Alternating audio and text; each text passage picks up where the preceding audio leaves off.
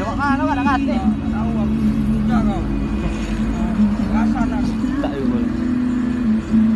Iyalah, aku balik dari Prabu duit habis. Dari rekaman video yang viral di media sosial inilah, Kiki, tersangka pemerasan pengemudi truk di kawasan Kertapati Palembang, ditangkap unit 4 Subdit 1 Jatan Ras Polda Sumsel. Pada polisi, tersangka mengaku memaksa meminta uang korban sebesar Rp150.000 dan mengancam menggunakan senjata tajam.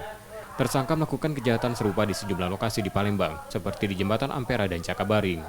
Tersangka tertangkap juga pencuri sepeda motor yang melakukan kejahatan di Kecamatan Ilirbar 1 Palembang. Dia juga melakukan di beberapa tempat yang saat ini yang kita proses adalah kasus pencurian dengan pemberatan, yaitu dia maling sepeda motor dan dia berperan di sana juga turut menjualkan sepeda motor tersebut. Dan untuk yang viral yang di Grand City tetap kita lakukan pemeriksaan juga.